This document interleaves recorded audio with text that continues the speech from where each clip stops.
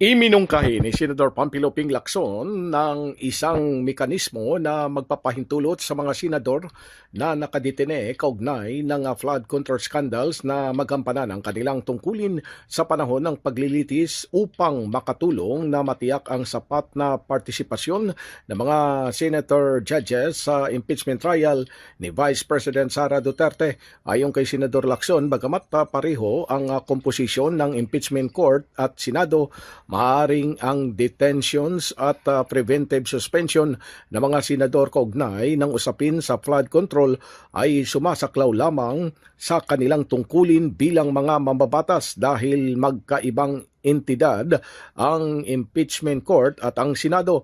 Nagpahayag ng pangamba si Lacson na kung sakaling hypothetical na hindi bababa sa 9 na senador ang mapasailalim sa preventive suspension kaugnay ng iskandalo sa flood control gaya ng tinatayang posibleng mangyari, maaring hindi na sapat ang bilang upang makabuo ng malinaw na hatol dahil kinakailangan ang hindi bababa sa 16 na boto para sa isang conviction tulad ng ninanais ng ilang sektor.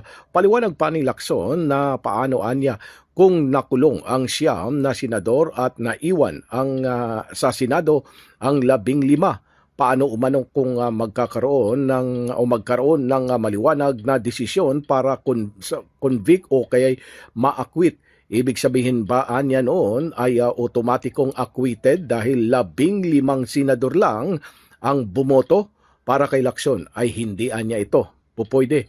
Dagdag pa ni Lacson na kung may suspension, tatalima sila sa korte pero baka pwede umano silang paalam para sa layuning impeachment trial o baka pwede naman umanong manatili ang suspension o i-interpret na suspended sila bilang senadors ang pagganap nila ng legislative function pero hindi kasama ang suspension sa pagganap nila bilang senator judges. Sinabi pa ni Lacson na kung papayagan ng hukuman, maaring dumalo ang mga nakadetaining senador sa impeachment trial sa ilalim ng pagbabantay ng mga tauhan ng Bureau of Jail Management and Penology o BJMP. Anya, ang tanging posibleng alanganing sitwasyon ay ang larawan ng mga senador na magiging senator judges by day and detainees by night dahil magsusuot sila ng kanilang senator judges robes